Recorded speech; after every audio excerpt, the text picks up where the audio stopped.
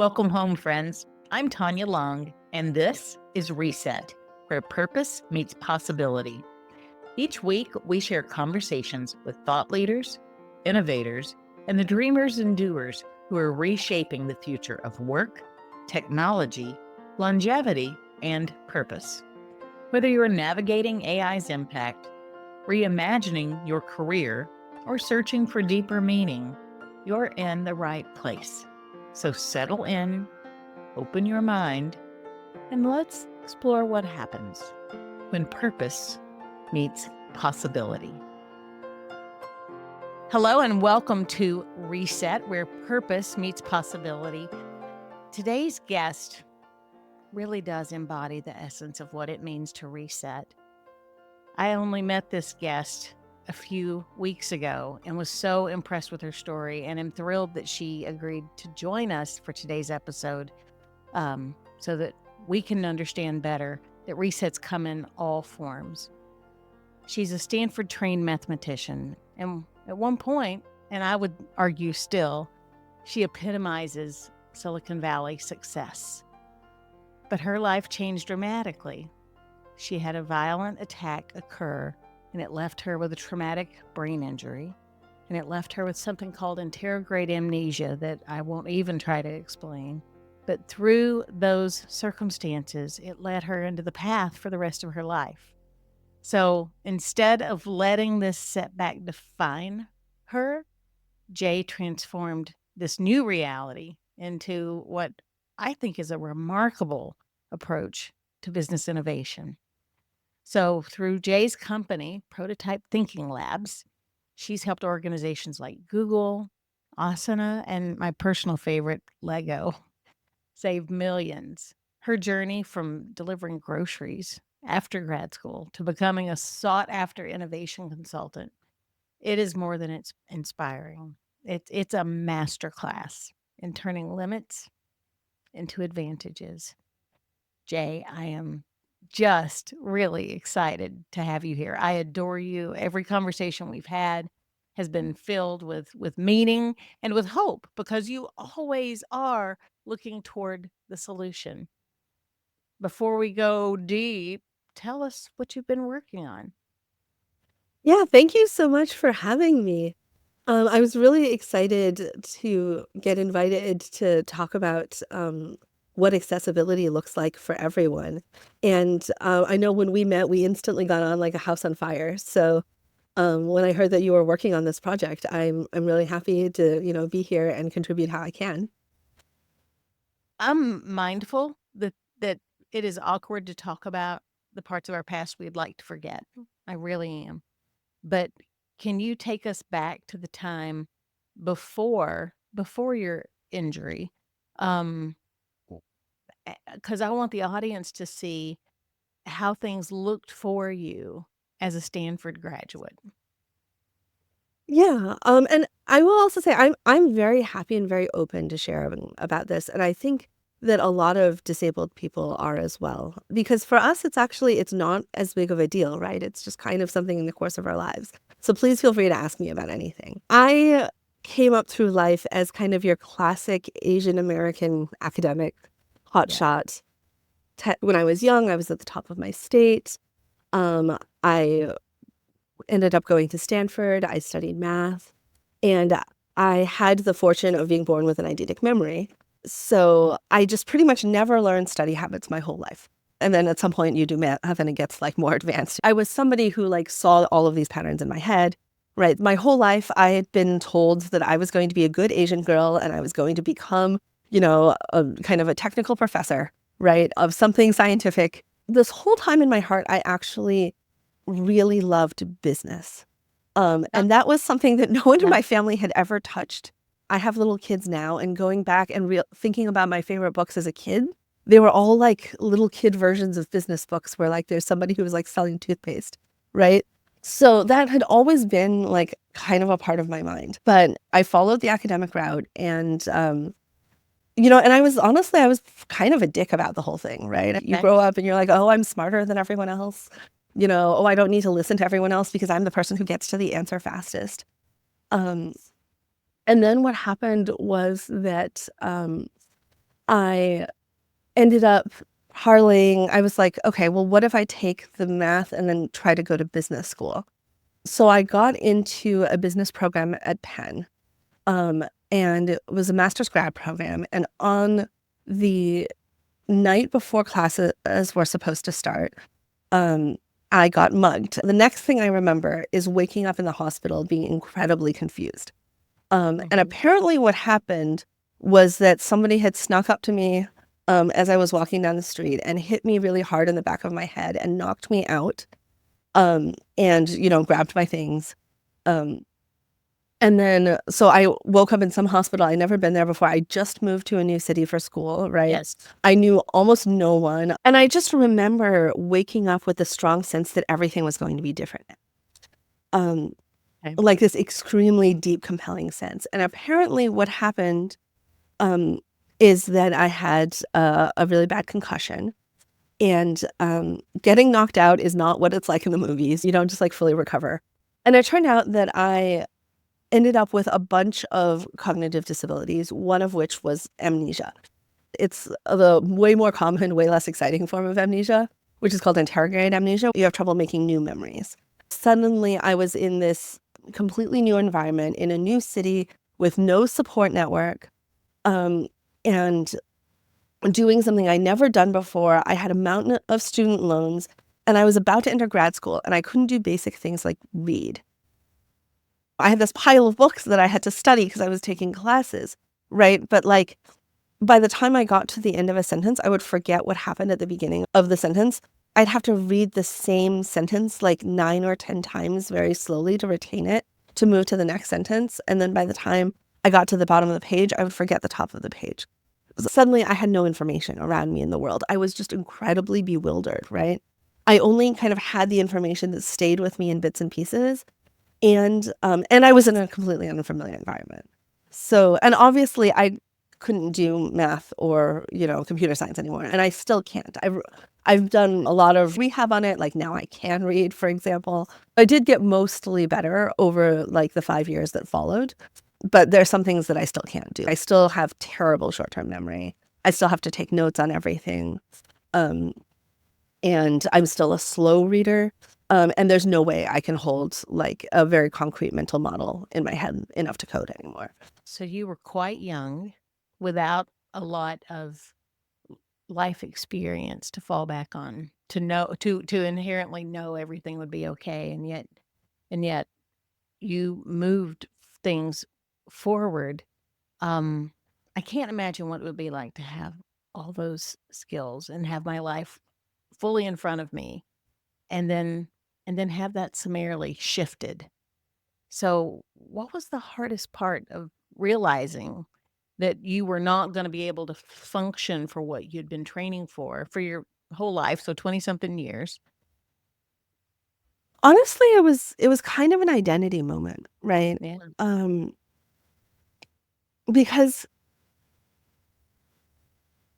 because I'd spent most of my life doing what other people wanted me to do, and the one thing I had going for me was that I was smart, right? This is kind of what happens if you you haven't built the relationships and you haven't built, like, the empathy and the connection with the world, and so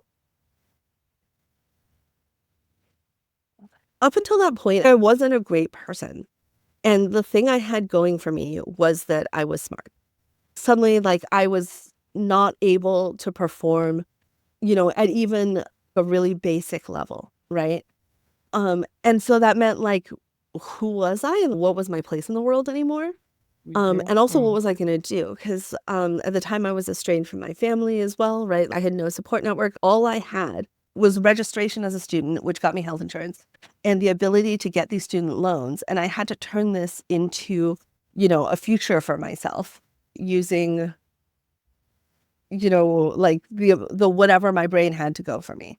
Right. And I could never get a job again using anything that I was trained in. I had nothing to fall back on. What an incredible experience. You talked about when I met you, you talked about delivering groceries, and I can't Yes. imagine how that would feel. You'd been a hot shot. You used those words, and I think those are good. You'd been a real hot shot, attending the best Yeah. schools, looking at this really Mhm. brainiac experience, and suddenly your brain was not such a golden ticket for your future, seemingly, at least not the way you'd trained it to be. What was going I through mean, I your think that's absolutely accurate. I did pretty much the only thing I could. I just signed up for everything. I was like, "Well, at this point, I'm equally bad at all things I do. So let me just like the only thing I can do is try to just get more life experience in whatever I can touch so that I can start getting more like kind of visceral visibility in how the world works." Right? So I studied a bit of everything. I signed up for all of these random unrelated like projects. I deliberately put myself in situations in which I would bomb, right? Like, I signed up to do like this kind of it was like this consulting project that through the school Mhm. to help underserved students like in North Philly, right? I signed up to volunteer on the sustainability partnership. I was able to get into things, right? I mean, from my point of view, I was just kind of running experiments, right? And I started Mhm. like Mhm. learning how to perceive things differently. I started learning how to, notice what was right in front of me because that was the only data I had access to. Part of not being able to Mhm. keep the whole picture in my head anymore was that I also couldn't keep my assumptions in my head anymore. I had to Oh, actually get really, really good at listening to the humans in front of me to figure out what was going on and what was important, right? You've spoken a few times about, this was a really challenging moment. But for me, I am really, really grateful that it happened because it yeah. forced me to learn to be a good person, right? It forced me to approach the world with humility and say, like, what is the best that I can do and what is the best I can bring forth in this moment, even if it's 5% of what anybody else is doing? And what is the most that I can hear that other people need in this moment? And I think that was something that had been very, very missing for me. So I just learned to be incredibly sensitive to signals based on tiny amounts of data, right? Like I got really, like, how some people say, like, you meet a person and you get a red flag about them and you don't know why, but there's something about them that tells you to stay away. I started developing this flag system about everything, right? Like I'm Yeah. having an interaction, and like this is a little flag that indicates that this person actually wants to engage more. This is a flag that indicates that there's something more complicated going on. So if I get myself into that complicated situation, then I'm going to have to like learn the dynamics of the situation before I can navigate it. When I met you, the first few sentences you said, I was like, okay, what are the flags I have about this lady? She is extremely confident, right? She knows she's used to occupying a large amount of space and she has a very like thorough mental model of what's going on. You came across as someone who enjoyed shepherding other people. So I'm like, okay, you have a preset path that you enjoy like shepherding people on. So it's not a perfect match to the path that I wanted to go on at that talk that evening. But also, I had no other paths available to me because I was in a new environment. I didn't socially know anyone. So let me just run with yours because you kind of have a vision about how everything fits together. Right. And so I just started noticing all of these leading indicators, right? Or things like if somebody tries to say something to me 4 times, if somebody says the same thing to me 4 times, it means that there's something utterly essential about what's going on that I'm missing. So then I just drop everything that I'm working on, all of my assumptions, and go, oh, I've noticed that you said this one random sentence to me 4 times. And even though that sentence didn't mean anything to me or it didn't seem like the point, it sounds Mhm. like this is actually the punchline for you. So let me figure out what it is for you. So, like, I started seeing all of these doors about how you unpack things, right? And that allowed me to navigate, like, and really, really prioritize where I spent my mental effort and where I spent my social effort because I couldn't spend it everywhere. I only had a tiny amount, but I was always spending on it in the most optimal place. How remarkable that you shifted from, I don't know that math is binary, but math is formulas and rules, and you rewrote the rules of how you interoperate with humans, which, we have patterns which you've learned to declare that you see so that you can respond to them effectively. But we're pretty unpredictable because, a math theory pretty much holds, but each person is very unique in how the same situations um, will cause them to interact. So you've developed a model for doing that, which I find just amazing. And then I think you've turned that model into you talked about being in school and you had a few things that were resources for you so that you could Mhm. move into, your next chapters. Well, you've turned this mental modeling into one of many elements you do to solve business problems. So you've adapted your disability to become something that can be taught to others with what you've learned. Like I listened to you reflect on how I showed up, and I'm like, I don't think as much as I should about how other people show up and what that means about them. And I think that's a remarkable skill. When did you first start realizing that these adaptations for your disability would be useful in business? Well, that took a while. Um, Okay, so, I mean, at first, really for me, like, in my head, it was all to survive, right? And, like, of I course. tried doing my thesis on it, and it was kind of Mhm. okay, like, but then I managed to reconnect with some people in my life, and I moved back to the Bay Area. Yeah. And actually had a couple of pretty rough years in the Bay Area, right? I was still very much in recovery. I needed to make a living, right? And I got myself in this situation where like all of my friends had moved on to go become managers at Google. And this was like in the heyday of tech where they had these Yeah. glamorous tech lives. We're still in the heyday of tech. This was in the amazing cafeterias heyday of tech. Oh. Yeah, I've been in those cafeterias. They are Uh-oh. quite a production. So Yep. so you came back during the heyday. Okay. And this was during the heyday of tech, right? Or the heyday of tech employment, right? Yeah. Where people like lived these luxurious lives in Google cafeterias and, worked for all of these major tech companies that were wooing them, right? And I managed to get a part-time job as a delivery driver for this Yeah. startup, right? It was, before DoorDash, but it was like an early version Yep. of that where it was like matching home chefs. I was the worst driver in the fleet because they gave us little paper handouts at the time with our routes every day, and I couldn't read the handout, so I would, like, be the last driver out the gate because it would take me, like, 5 minutes to copy the address into my phone. But then gradually, I was able to work my way into the back office, and I started learning about the way that this lady had started this startup. The company was called Gobble, and the founder was Ushma Garg.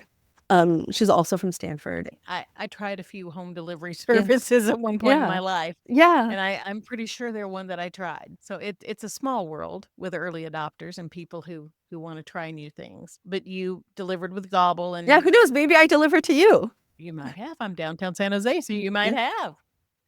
Yeah, so I was, working back office and doing, like, chef liaisons and stuff, and it was actually, like, I really appreciated Ushma in this company because I think she gave me the safe space to start working again and to start practicing my rehabilitation again, and so Yes. I recovered faster working for that company than I had previously, right? And especially in the academic environment. We were working late one night, and she was telling me her founder story, um, and and the way that she had started this company was that, she was really hungry, and Mhm. so she missed her dad's home cooking.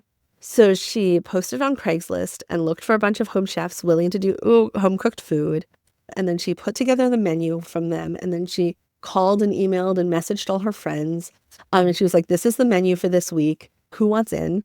Right? And then more and more people started trying to join, and she'd get week over week growth. And she'd be doing it posting on Craigslist, right? I love your energy. Thank you. I think that your energy, you are so you're not just excited, but you're so sharing the hopefulness you had and this ability to not look back, just look forward. That is, I think, truly remarkable. And we all get into dark moments of uncertainty. And, maybe that's a good question for you is did you ever have dark moments of uncertainty? Because just listening to you, it was all about regenerating, not just the connections, the neural connections, but regenerating your life.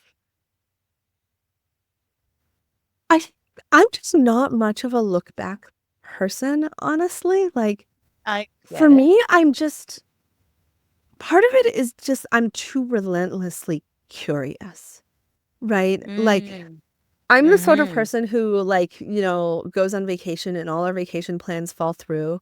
And like we're like, stuck in Rome after like a, 15-hour flight with like no hotel to go to and like night is falling and Yeah. I'm like, this is an adventure. I wonder what's gonna happen, you know? Um, and so that's kind Yeah. of like how I felt about it. I was like, well, I mean, this is different, right? Like, I wonder what's Mhm. gonna happen. And then after I did it once, now every time I'm in a new and messy situation, I'm like, well, I rebuilt my brain once before, right? I know that if I just put myself in a situation, like I know how I get through it, right? I just try some stuff Right. until I learn how to learn.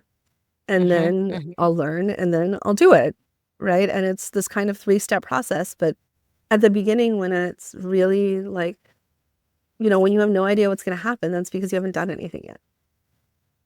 Hmm. I'm letting that sink in. Okay. I love that. Maybe I need a tattoo. I should but seriously, that is wisdom, Okay, can I and tell you that's the way also I actually secretly please, looked at this? tell me. Tell me, how did you look at this? So, I am a role-playing gamer, and I totally looked at it as leveling up and D&D leveling up. Yeah, because In in game gaming, right, you start Mhm. out bad at everything, and then you fight monsters that are your challenge rating, right? There are things that are the right size for challenge size for you to tackle, and there are things that are too big for you to tackle, right? Mhm. So if you are a level 1 player, you cannot go fight a challenge rating 10 monster. You will just immediately, your party will wipe, and you'll get smushed, right? So you go find, your level 1 monster, which might be like, a potted plant or something, and then you go fight that one, right? And then gradually you gain experience and then you level up and you can take bigger and bigger monsters, right? So it's about finding the right challenge rating to go for. But the fact that you're level 1 doesn't mean that you can't someday be like a level 20 demigod, right? Who's like saving the world. It just means you can't do it today. And we're all level 1 in some situations and level 10 in some situations and level 20 in some situations. But it's just about like literally making your experience bar go up until you do it. In most RPGs, you have to pick your character class, like their specialty, and that's all you do, right? In Skyrim, anybody can do anything, but you just pick which one you're focusing on now, and you get like a 10% experience bonus on that one. That is like my life philosophy, right? It's like, this is the thing that I'm going to level up right now. And I went through this period and I'm like, I'm going to level up listening. Now I'm going to level up focusing and like working hard. Right now, the thing I'm trying to level up is finishing, right? And if you're like, that's the thing that I'm trying to get better at, I just put myself in more and more situations that I'm doing it that are my challenge rating and then pay attention. And that's where my attention is. So the fact that I'm paying attention to it means I'm getting that experience bonus, right? And then gradually, like, I was able to kind of build myself back up to a version of myself that could do things. And that, I mean, mostly to me, like, that I care about is that's a much, much better person, right? Like, so I try to have like a practical frontier and a moral frontier that I'm working on at any given moment. I've never been a gamer, and I learn something every time I talk with you, but I absolutely love this, because there's this, bias maybe that I have. My godson will, have like an Mhm. 8-foot wide television playing games all day long and be happy. And I tend to think of gaming as, just mental escapism. Um, but you've just educated me on a whole new way of gaming being a framework for incremental improvements and socializing you to think that way, to make choices that way. I think it's fascinating, right? That you found the tool that spoke to you, that helped you experience change Yes. and move forward and say, "Oh, I did that. I did that." So now when you get Yes. to Rome and there's no hotel room booked, you're like, "Oh, we've never done this before. What will this lead to?" Yeah, and my it get husband was like, "Next time you're going to book a hotel." And I'm like, "Okay." you He's like, shower and "Jay, a this is bed. our honeymoon." And I'm like, "Look, I was planning the wedding, okay? We're in Rome. That's good enough." I got married in Rome, so you had a Oh, yeah? honeymoon in Rome. Yeah. Yet another Yeah. thing that you Yeah. and I have in common. Yeah. Uh, That's the dream. um, it is, but I love how you've had so many opportunities to adapt because I just, you do tend to like push it off that, oh, this is just how it is, but it's not how it is. A lot of people give up. A lot of people have something happen, Mhm. and people like receive bad things in their life at different levels of Mhm. tolerance. But I see people really struggle when they have a hiccup in their life and not move forward. And you are a remarkable story of of of how you adapted and created new things, up to and including the company that you run that helps other major, major companies. Um, let's talk about prototype thinking because I think it's a culmination of all this learned wisdom and confidence you've gained, that moved you into helping others. And I'm not going to say it as well as you do, but you've taken your disabilities and adapted them and recognized that some of that thinking really helps companies succeed, because it's a different way of thinking. So can you share with our audience some of how that framework helps you use prototype thinking to help clients? Yeah, absolutely. Okay. So this is gonna sound like a funny pivot. So prototype thinking is our process for helping people who are building new products or services or solutions, internal or customer facing, um, figure out the right way to build it that really works in the market and works with the humans that they're building it with in a very, Yeah. very short amount of time with astronomically less resources than are typically used, including compared to agile or lean startup or those kind of like move fast processes.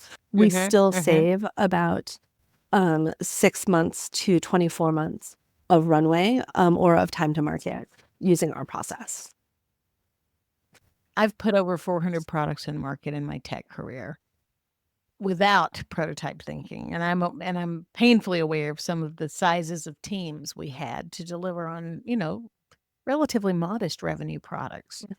Uh, what about prototype thinking is different or unique than what you would be aware of development was like 7, 8, 9 years ago?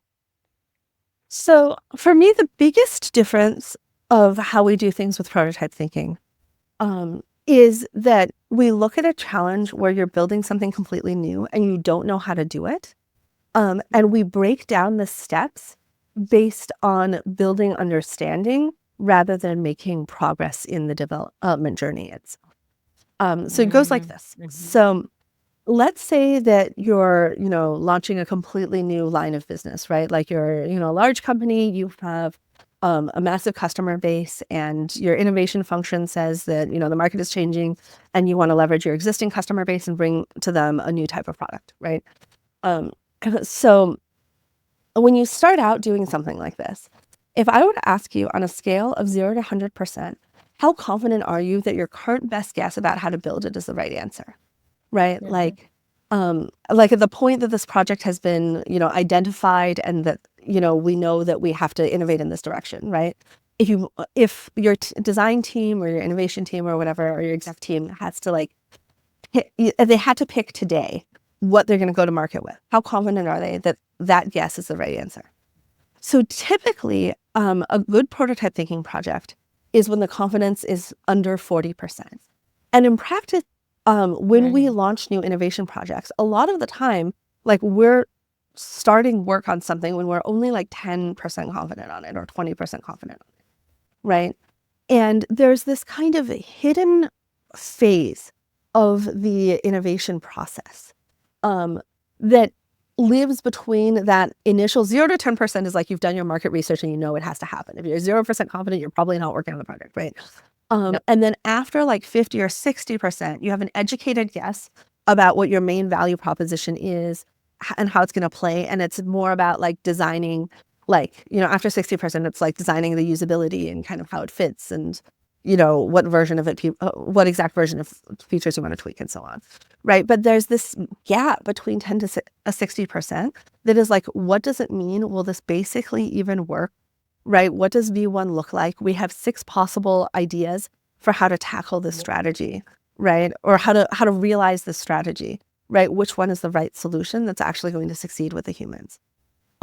And what happens is we don't realize, like, I think we as a society largely do not realize that this phase exists because we are like, our entire like society is kind of built up of people who are, we've all been taught as high performers to get an A, right?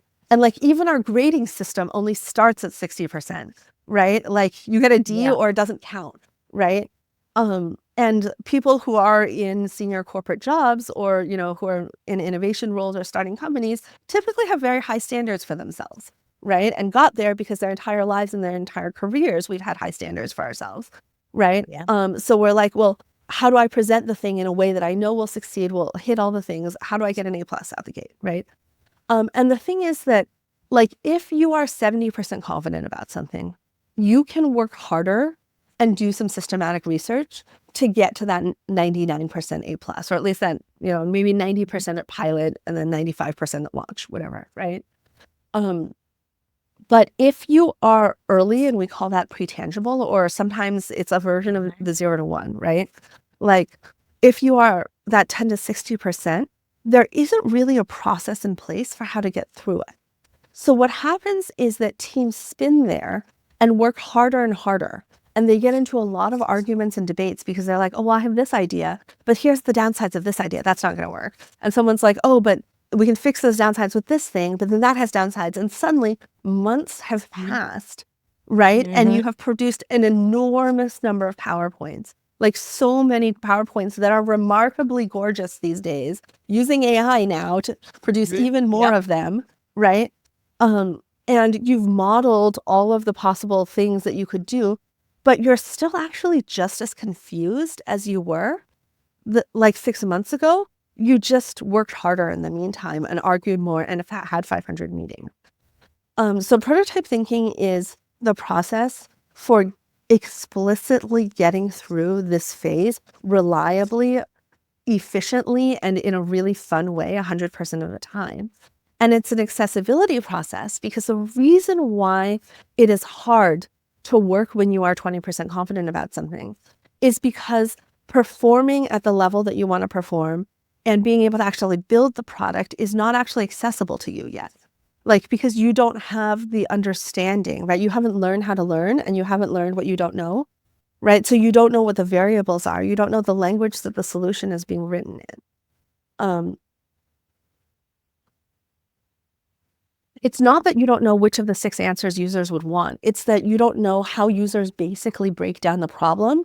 And the answer is almost never one of those 6 options. It's almost always a weird mismatch, a mix and match of all of those, of bits and pieces of those that you could never have conceived of, right? And so we've done so many projects to help people get through this phase. And what we've learned is that it usually takes at minimum 3 pivots to get there. And so in startup world, right, or now it's more common, but a pivoting is something you're like, oh, we have to pivot. And so they're like, okay, maybe you plan to pivot once, or maybe you plan to ideally do it without a pivot. And that works sometimes. But if you want to be the team that reliably succeeds every single time, you just have to make a roadmap that assumes that you're going to pivot at least 3 times. And then you say, what experiments can we run? What can we do to get ourselves quickly to the first pivot? So I love this idea of experiments. Keep going. So specifically, like the one kind of really pivotal insight, right, that we've just kind of unexpectedly found over doing enough projects is that no matter how hard you work or how much effort you put in or, how much you build, right, you can only get about 15 to 20% more confident in one step. So if you are 10% confident about something, you could spend a year developing or 2 hours developing. and you before you do a live, like, immersive, like, behavioral pilot with humans, right? Okay. Um, and you will, or you will only get to 35% confident in one step. So this takes a huge amount of the pressure off because it means that we spin because there is no way to get an A, right? We spin because we're 20% confident. We're trying to get out that gate and get that A, but we can't. The only thing we can do is get to 35%. So then we say, don't worry about anything else, right? What is the lowest effort thing you can do to just get yourself to 35% confident? And we have a stable of experiments that we lead people through that are highly optimized, right? And if you work with us, then we can give you some of our highly optimized experiments, but you don't even need to do that. You can just sit with yourself and say, okay, I'm launching this new product. I'm 20% confident. What can I do in 3 days that will get me to 35% confident, that involves engaging real users, right? And then you go do that. And don't worry about anything else. Don't roadmap, don't plan, don't anything, right? Don't build in depth, don't, invest in infrastructure. Then you look at your world, because the universe at 35% confident looks completely different. And then you say, what can I do to get myself to like 45 or 50% confident? And the universe there looks different. And then you're like, now I know. I have the language of understanding what they want. I have some basic ideas about what's likely to succeed now at 50% confident. But which of them is right? Like, I think I have the right language to write answers in, but I haven't proven the right answer. So then what tests can you run? Maybe this time you're 50% confident. You can take a whole 2 weeks to test then, right? Only use effort commensurate to how confident you are. So 2 weeks later, you're like, okay, I'm like 65% or 70% confident now. Now I know which solution we're picking. Let's go and, usability test it, build it. And this absolutely doesn't have to be software. It can be anything, right? People redesign their lives this way too in their careers, and then suddenly you look up and you're like, well, it's actually only been like a month and I've pivoted 3 or 4 times and now I'm 80% confident I'm good, right? Oh, wow. Now I can do Yeah. what I do best, right? And now you're at your zone of genius, at a place where you can use Exactly. your zone of genius. I love Exactly it. that. Now you just keep pivoting until your zone of genius becomes accessible to you, right? And Mhm. it's the same as the Dungeons and Dragons model, right? You're only tackling challenges that are appropriate to you, right? And it's the same as like the kind of really confused, like, post-concussion space I was in which like I could not possibly build a career then. I could just only do some stuff. And it's the doing of stuff that gets you the data, right? As long as you do stuff in the true environment that it needs to exist in and do stuff with actual human users behaviorally, right? Then that gets you the data.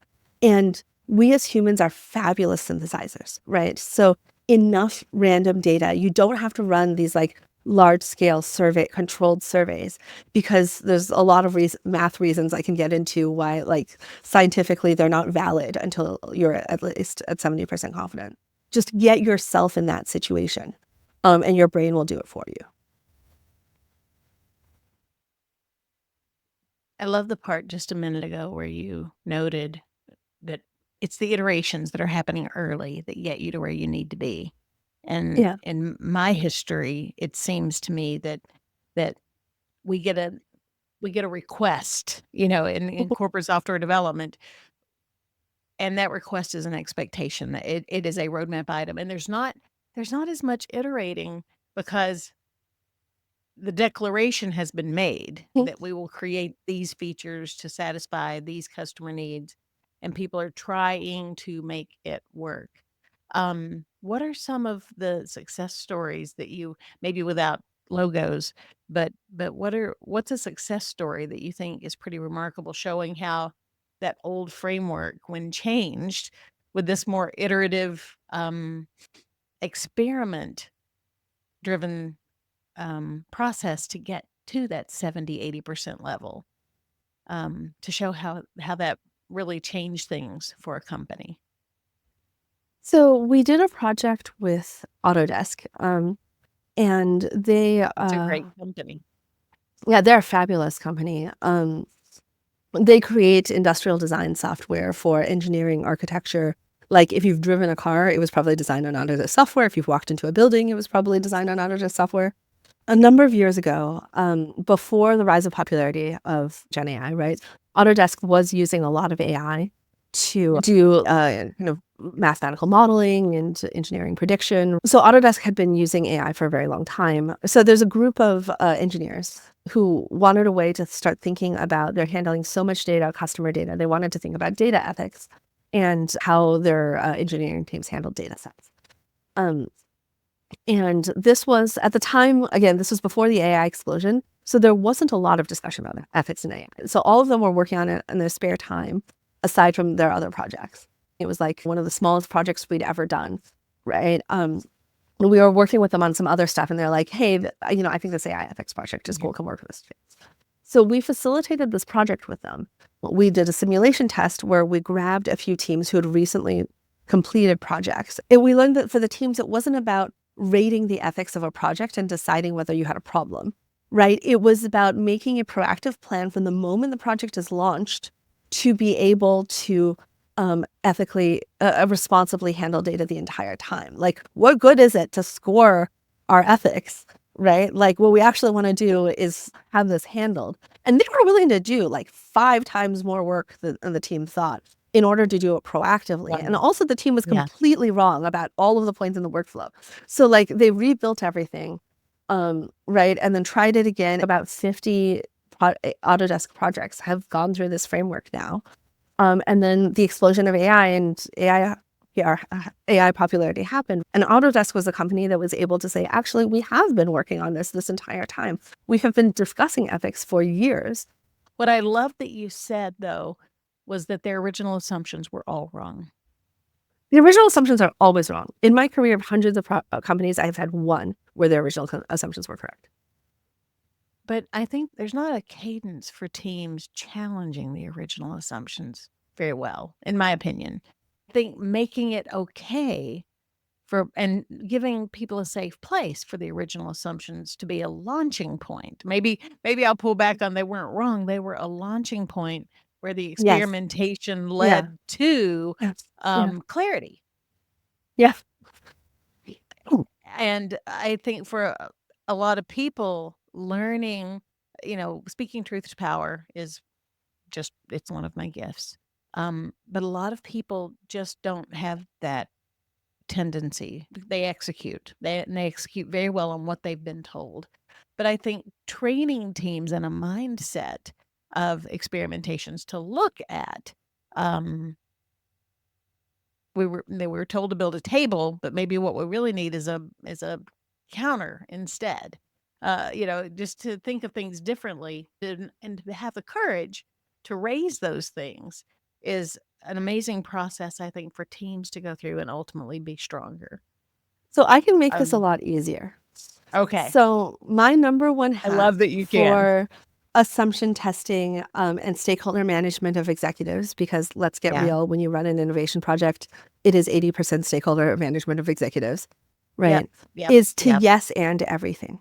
It's just test everything, because you can actually build these lightweight experiments Yeah. so easily. There's no reason not to say yes to every single stakeholder. So if somebody has an idea, that is their pet project, to be Okay. like, yes, we will build and test that, right? Somebody else has a conflicting pet project. Yes, we will build and test that too, right? It is like 20 times easier to test every single idea than it is to get people to agree on which one idea to test. Oh my goodness. And that is why we Brilliant. don't do ideation.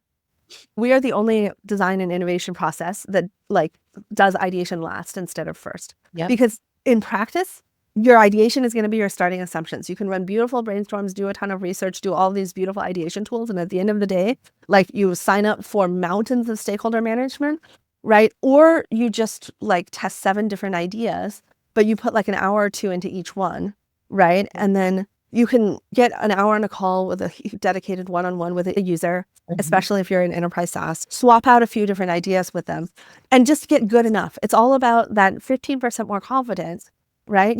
15% more confident on 7 ideas, right? And then, a week or 2 or 3 weeks if it's enterprise SaaS and you can't get your customers on the line very easily, right? And now you have this huge body of perspective on how everybody responded to everything. And then you send those videos to your executives and be like, this is how the human responded to your idea. And suddenly your executive will massively statistically and conveniently over-index on that one video you sent them.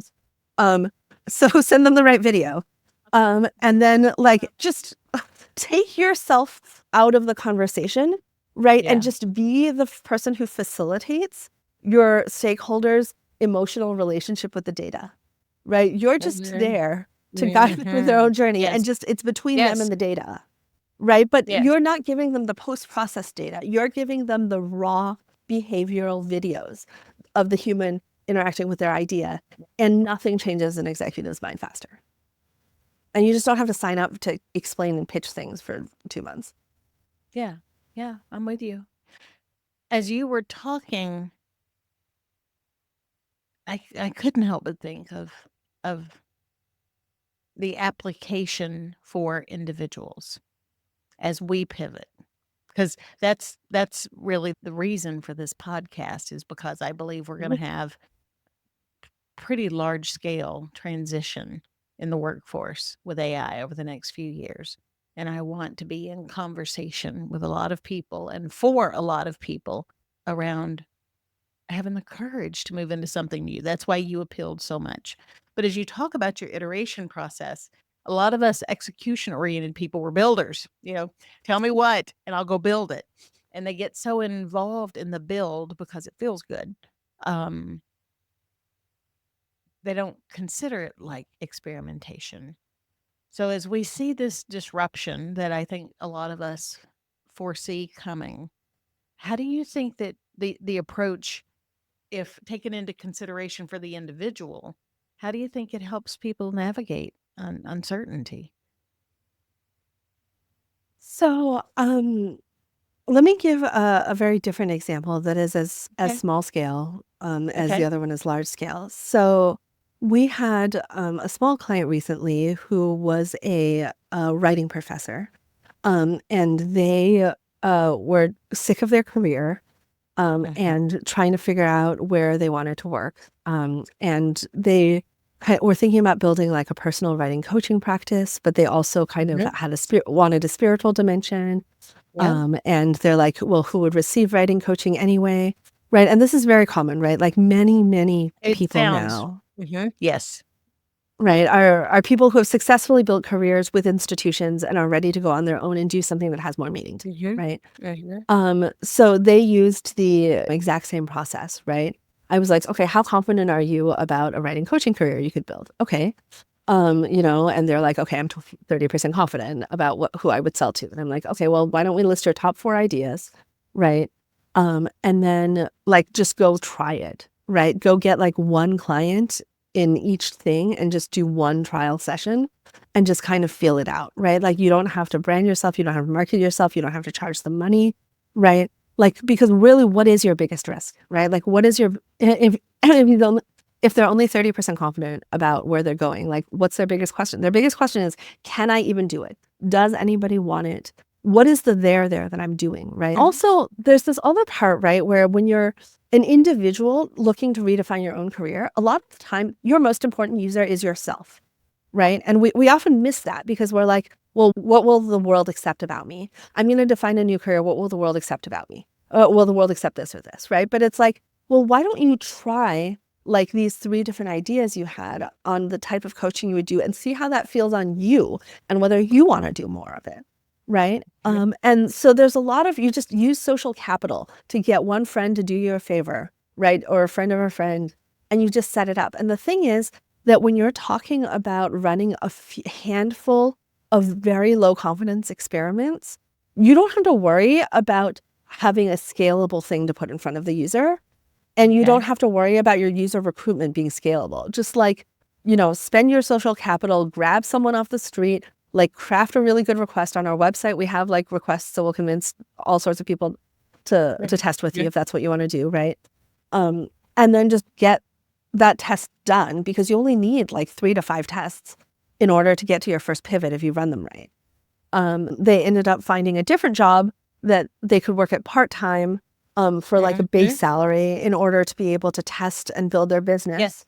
And Mhm. then they actually very quickly found their niche, which was coaching like liberal rabbis about how to connect with their congregation over Wow. everything that's going on that was going on with Israel and Palestine at the Mhm. time. Right. So now like they've built their book out of rabbis, which was not on their list of initial ideas, right? But now they are a rabbi sermon coach. And yet it's not that far from where they started. It's just much more explicit about what they wanna do, Exactly. right? Right? But they This they is what never I'm would have got actually that pivot. Go ahead, go ahead. this is what I'm actually so passionate about. It's Mm, that I meet all of these people who have like this thread of truth or this thread of magic that they want to bring forth in the world. And whether it be an individual redefining their career, or somebody, defining like a massive global innovation project, right? There's always this spark of genius and passion in everyone. Like, no matter what size of organization you work in, the humans who are doing it, like, have a vision. And the thing is, okay. everybody has a vision of impact that connects themselves in the universe. Right. And there is a way, like that thread, there is a thread that connects the heart of the magic for you and the heart of the magic for the customer. You just have to do this kind of little accessibility wiggle pivot until you find it. But it's out there.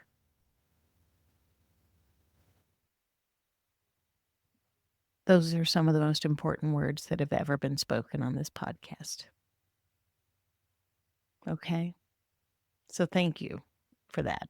No, sincerely, because I think that we all, struggle either moving up the ladder or moving off the ladder, and, what you've described is just so helpful to help people understand that it is within their capacity and Yes. with a little more, I overuse this word, but with a little more intention, they can move themselves in that direction with these incremental steps. Like when you are disabled, right? When there's something that other people can do that Right? your body or your brain or whatever can't, right? Yeah. It really hones your sensitivity to relevance. And like one of Yes. the things I liked was if you're familiar with like Marie Kondo, she talks about like Yes. her process isn't really about um organizing and cleaning, right? Or it's not really about decluttering. It's about tuning in to your sensitivity to joy, right? So it's really about optimizing Yeah. your environment so that there's a much higher fraction of things that only bring you joy, right? Yeah. And decluttering is kind of a side effect of that. For us, I feel like it's the same. It's about honing into your sensitivity to what's relevant and what's important, both to you as the human and to the people that you're trying to improve the lives of.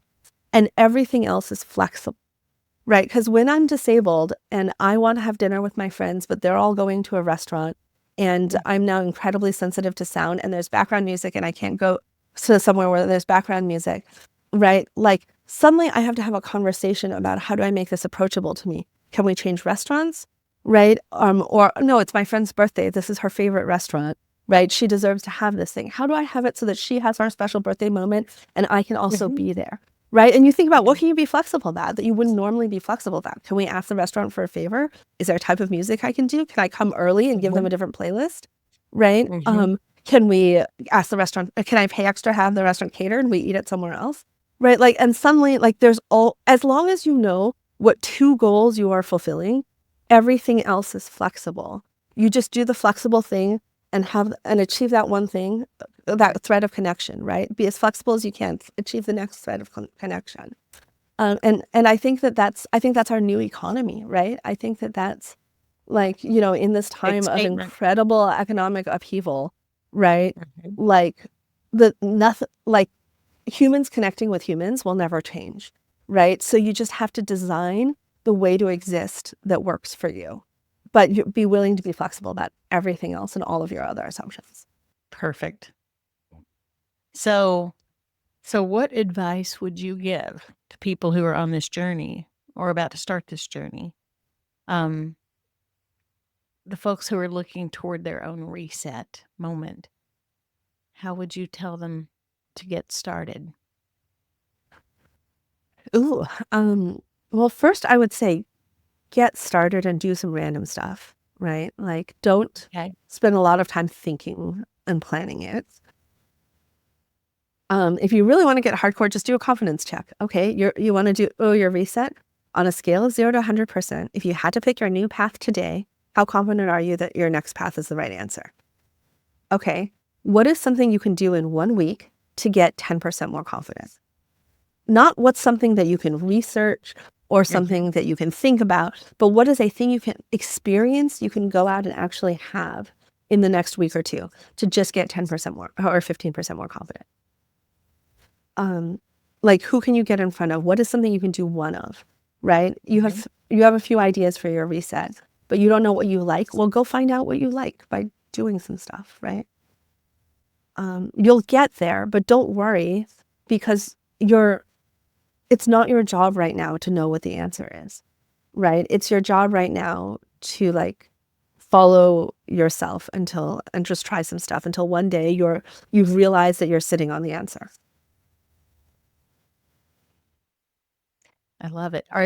Are there any places that you would recommend that people could find more information? I mean, I'm sure that your website has some things, maybe a book also that you'd recommend or an article that you think is particularly helpful for individuals who are moving on this, trajectory. I mean, honestly, like, come talk to me, and, I'm always happy to have a casual conversation with you about what you're working on. We have a lot of free resources on Substack as well. Prototype Thinking Substack or prototypethinking.io is our website. Um, I have to admit, I have not checked out your Substack yet, and I should. And we'll put those in the show yeah, notes because I think, you're a genuine, authentic thought leader. You really are. And so thank you. I'm looking forward to seeing what is on Substack for you. So we'll put your website as well as your Substack link in the show notes so people can get to know you and the way you think before they actually call you because you're busy. But but you do have a genuine heart for helping people, so I Well, don't want to take away from that either.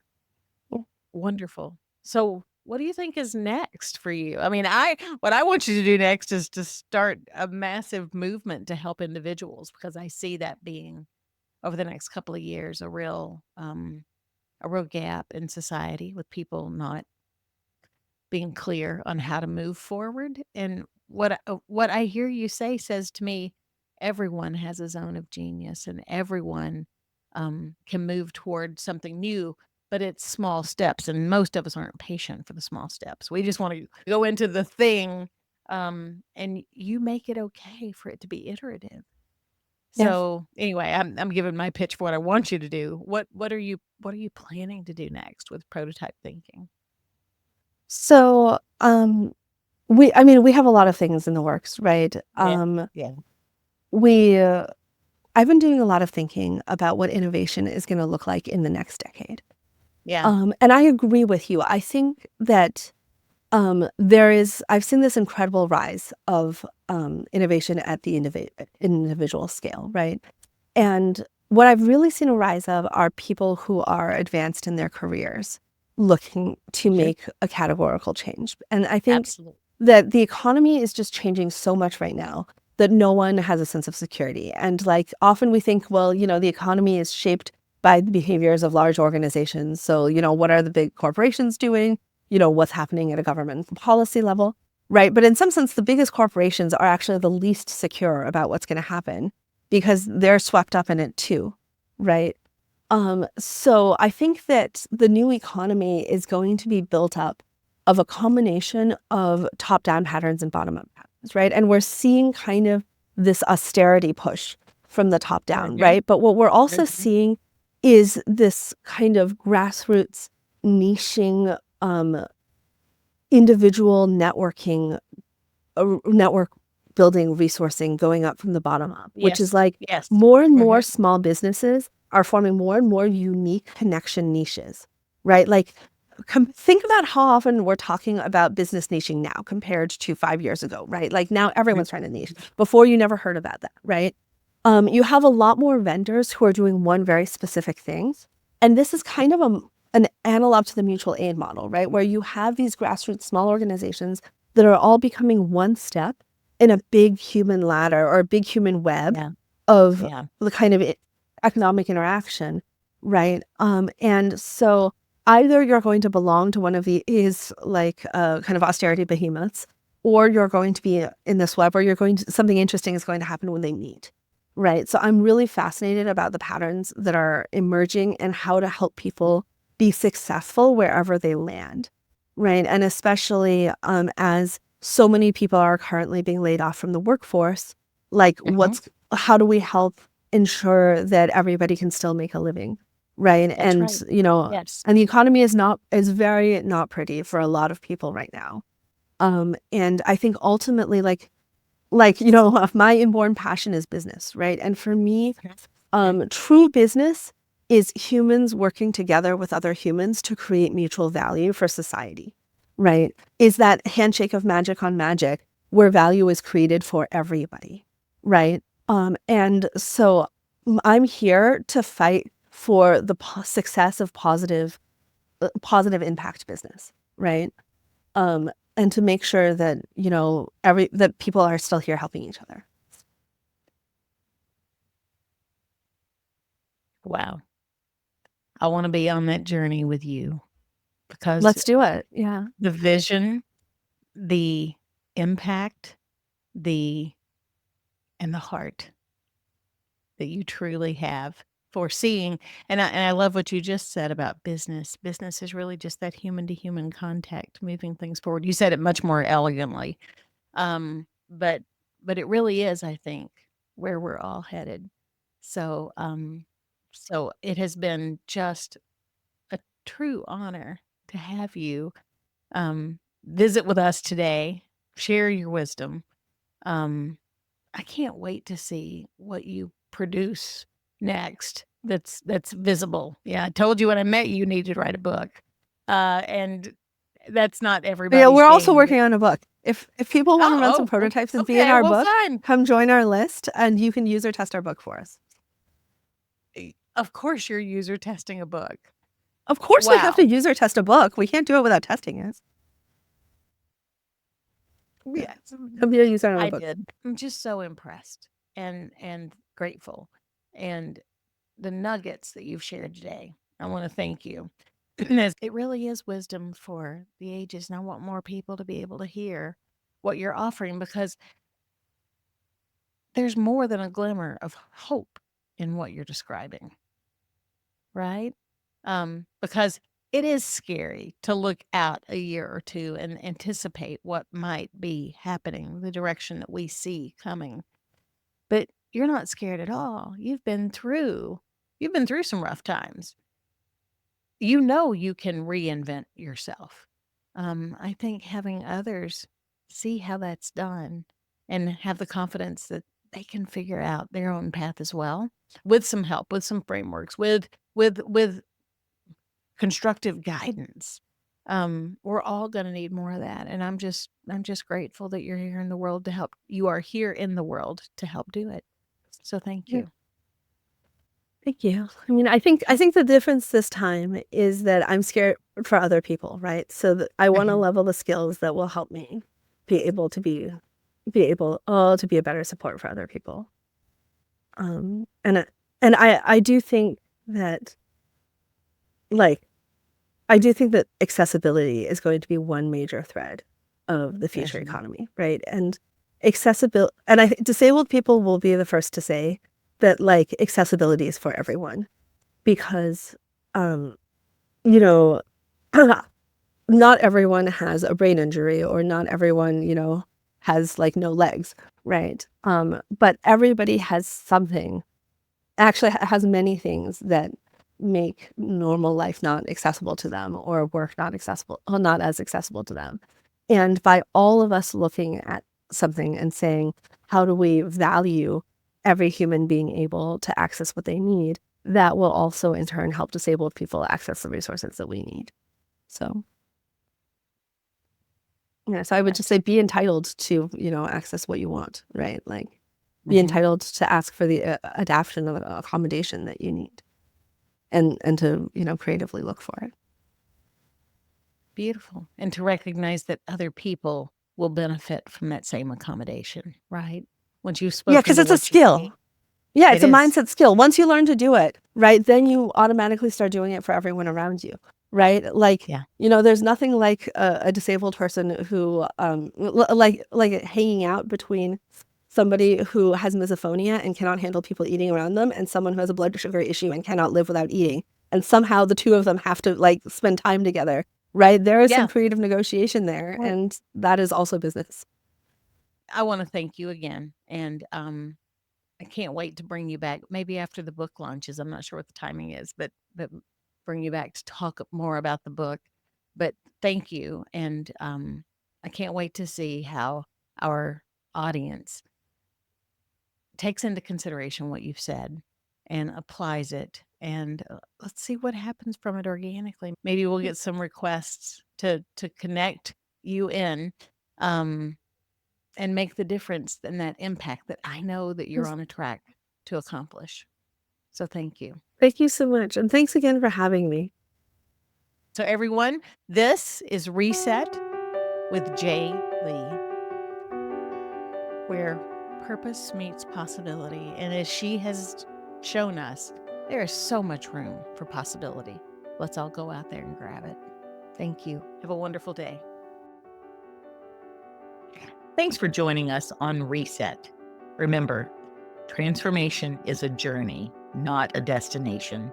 So until next time, keep exploring what's possible. I'm Tanya Long, and this is Home. This is Reset.